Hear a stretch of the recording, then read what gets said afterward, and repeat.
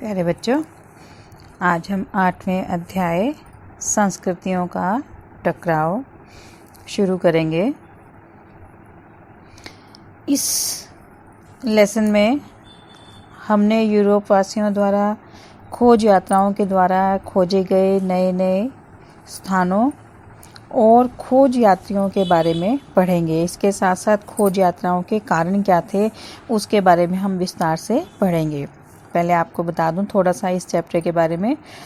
15वीं शताब्दी में यूरोप वासियों ने भौगोलिक खोजों के द्वारा एक नए युग की शुरुआत की।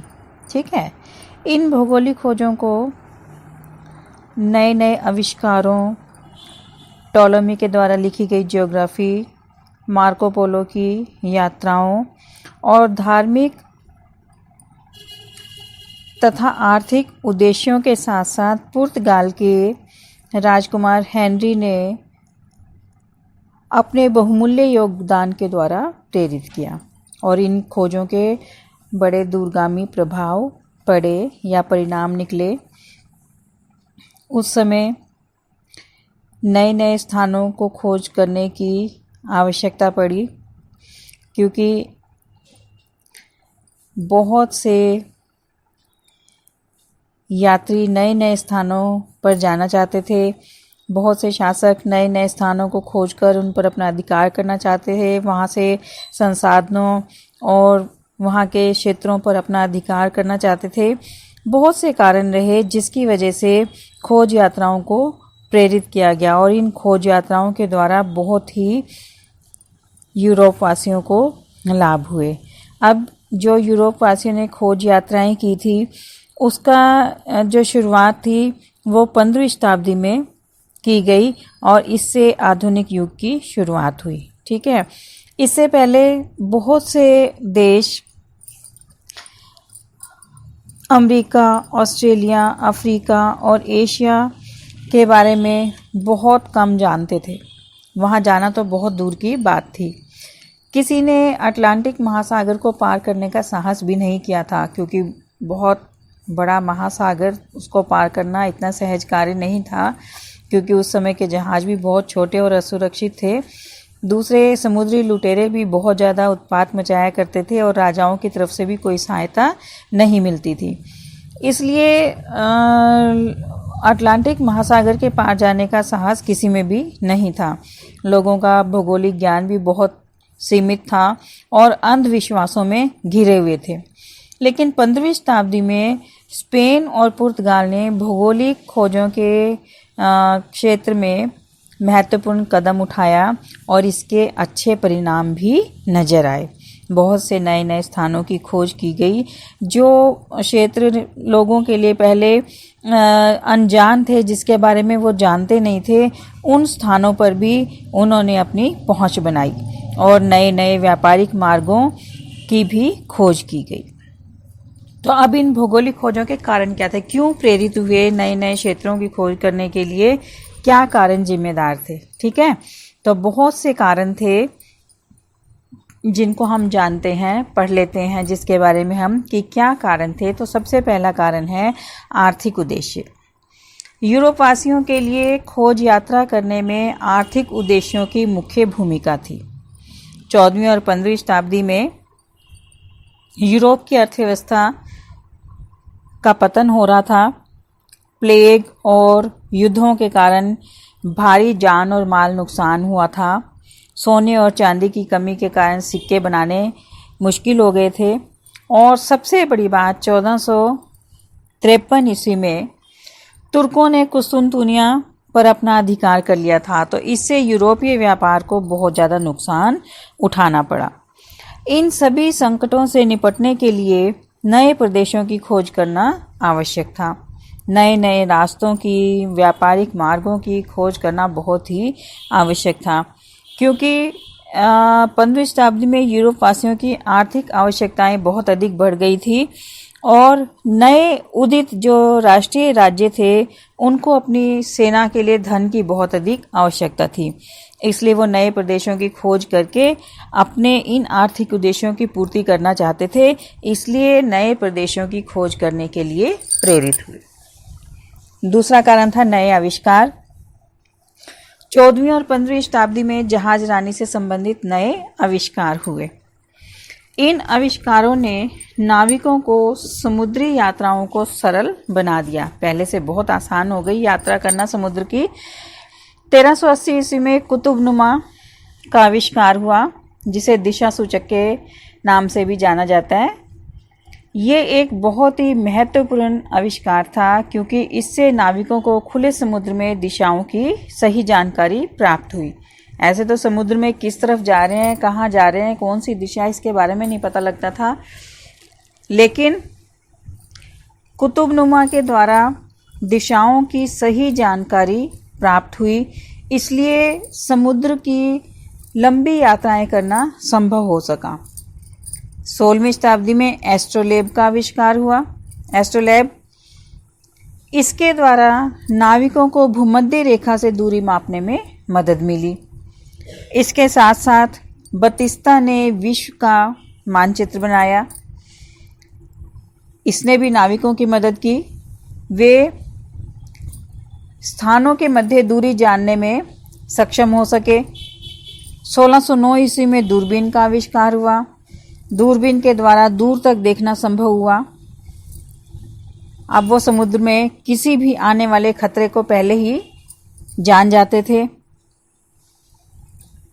समुद्र में जब जा रहे हैं तो कई बार चट्टान या कोई और खतरा हो तो दूर से उनको पता नहीं लगता था, लेकिन एकदम से जब वहाँ पहुँचे तब उससे टकरा जाते तो उनको काफ़ी नुकसान उठाना पड़ता था। कई बार उनकी मृत्यु भी हो जाती थी।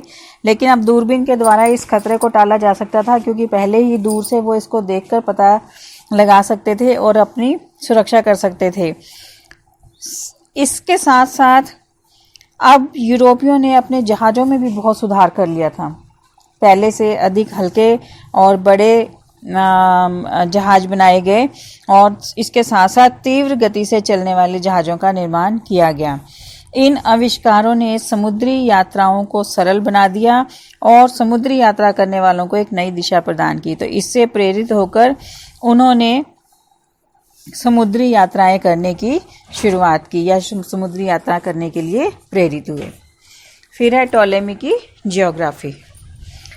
टॉलेमी की ज्योग्राफी ने नए प्रदेशों की खोज करने में बहुत मदद की। टॉलेमी मिस्र का रहने वाला था। उसने दूसरी शताब्दी में एक पुस्तक की रचना की जिसका नाम ज्योग्राफी था। ये पुस्तक 1477 ईस्वी में प्रकाशित की गई और बहुत ही अधिक लोकप्रिय हुई। इसमें विश्व के अनेक देशों की बहुमूल्य भौगोलिक जानकारी प्रदान की गई थी और उनकी स्थिति को अक्षांश और देशांतर रेखाओं के मध्य दर्शाया गया। उसने बताया पृथ्वी का घेरा 18,000 मील है। इसके साथ साथ उसने ये भी बताया कि दुनिया गोल है। बेशक से इस पुस्तक में कुछ कमियां भी थी, जैसे उसने महासागरों की चौड़ाई को काफ़ी कम आंका था, जिससे यूरोपवासी इस बात का अनुमान नहीं लगा पाए कि अटलांटिक महासागर के दूसरी ओर भूमि पर पहुंचने के लिए उन्हें कितनी दूरी तय करनी होगी। लेकिन फिर भी टॉलेमी ने जो जानकारियाँ अपनी पुस्तक में दी थी वो बहुत ज़्यादा महत्वपूर्ण थी, जिससे यात्रियों को बहुत अधिक लाभ हुआ। फिर उसके बाद है मार्को पोलो की यात्राएं। मार्को पोलो इटली के शहर वेनिस का रहने वाला एक महान यात्री था। आपको शॉर्ट क्वेश्चन में भी आता है कि मार्को पोलो कौन था। तो मार्को पोलो इटली के शहर वेनिस का एक महान यात्री था, जो कि 1275 ईस्वी में मंगोलों के महान नेता कुबलई खां के दरबार में पीकिंग पहुंचा था। मंगोल नेता कुबलई खां ने उसका बहुत अधिक सम्मान किया और कुबलई खां के दरबार में मार्को पोलो 17 वर्ष तक रहा। इस समय के दौरान उसने सरकार के कई महत्वपूर्ण पदों पर कार्य किया। काफ़ी समय वो जापान, बर्मा, भारत और थाईलैंड होता हुआ वापस इटली पहुंचा। यहाँ पहुंचकर उसने मार्को पोलो की यात्राएं नामक पुस्तक की रचना की, जिसमें उसने पूर्वी देशों के वैभव पर विस्तृत प्रकाश डाला। उसने लिखा कि इन देशों में चीनी, कपास, गरम मसाला, सोना और बहुमूल्य रत्नों का विशाल भंडार है। उसने जो लिखा उसको पढ़कर यूरोप वासियों की आंखें खुल गई और वो इन देशों की समुद्री यात्रा करने के लिए एक दूसरे से आगे निकलने के लिए इन यात्राओं को करने में प्रेरित हुए और उनमें एक होड़ लग गई कि कौन पहले जाएगा वहाँ पर और इन चीज़ों से अपना लाभ प्राप्त कर सकता है। फिर है धार्मिक उद्देश्य। आपको जैसे पता है कि ईसाई धर्म शुरू से एक प्रचारक धर्म रहा है। ईसाई मिशनरी ईसाई धर्म का प्रचार करते थे और काफ़ी पहले से वो इस धर्म के प्रचार में अपना योगदान दे रहे थे और उन्हें सफलता भी प्राप्त हुई थी। अब उन्होंने अपना ध्यान एशिया और अफ्रीका की तरफ लगाया कि इस तरफ भी अपने धर्म का प्रचार करना चाहिए। वो यहाँ के असभ्य लोगों को सभ्य बनाना चाहते थे और इन देशों में ईसाई धर्म का प्रचार करके अपने शिष्य बनाना चाहते थे। और जो ईसाई मिशनरी थे वो यहाँ जाने के लिए भारी संख्या में तैयार थे कि कब उनको मौका मिले और वो वहाँ जाकर अपने धर्म का प्रचार करें। यूरोप वासी जब इन खोज यात्राओं पर निकले तो उनके साथ कुछ व्यापारी थे और कुछ ईसाई मिशनरी भी थे जो कि अपने धर्म का प्रचार करने के लिए बहुत ही उत्सुक थे। ईसाई धर्म के प्रसार की भावना ने भी नए देशों की समुद्री यात्राओं को एक प्रोत्साहन दिया, जिससे खोज यात्राओं की शुरुआत की गई। फिर है आइबेरियाई प्रायद्वीप का योगदान। प्यारे बच्चों, 15वीं शताब्दी में आइबेरियाई प्रायद्वीप अर्थात स्पेन और पुर्तगाल के देशों ने समुद्री खोज यात्राओं में अपना बहुमूल्य योगदान दिया। आपको कई बार क्वेश्चन भी आता है, शॉर्ट क्वेश्चन, कि आइबेरियाई प्रायद्वीप से क्या अभिप्राय है। आइबेरियाई प्रायद्वीप से अभिप्राय स्पेन और पुर्तगाल देशों से है। ठीक है। स्पेन और पुर्तगाल के शासकों ने समुद्री खोजों में दूसरे देशों के मुकाबले में अपनी मुख्य भूमिका क्यों निभाई? ये एक महत्वपूर्ण कारण है कि बाकी देशों ने क्यों नहीं इतना ज़्यादा योगदान दिया जितना कि स्पेन और पुर्तगाल ने इन खोज यात्राओं में अपना योगदान दिया। ये भी आपको शॉर्ट क्वेश्चन में आता है। तो इसके जो मुख्य कारण थे वो क्या था कि स्पेन और पुर्तगाल की अर्थव्यवस्था बहुत अच्छी थी। वो इन यात्राओं के ऊपर खर्च कर सकते थे, उनके पास इतना धन था कि इन यात्राओं के लिए वो धन खर्च कर सकें। और दूसरी तरफ आपको अभी बताया था कि यूरोप की अर्थव्यवस्था जो थी वो गिरावट के दौर में थी, उसका पतन हो रहा था। और दूसरा कारण क्या था कि स्पेन और पुर्तगाल के शासक सोना और धन दौलत के भंडार एकत्रित करना चाहते थे और अपने यश और सम्मान में वृद्धि करना चाहते थे। उनको पता था कि जो नए देशों की खोज की जाएगी तो वहाँ से वो बहुत ज़्यादा मात्रा में धन दौलत और सोना प्राप्त करेंगे, इससे वो धनी हो जाएंगे और उनका सम्मान बढ़ जाएगा। तीसरा, वो नई दुनिया में ईसाई धर्म का प्रचार करना चाहते थे।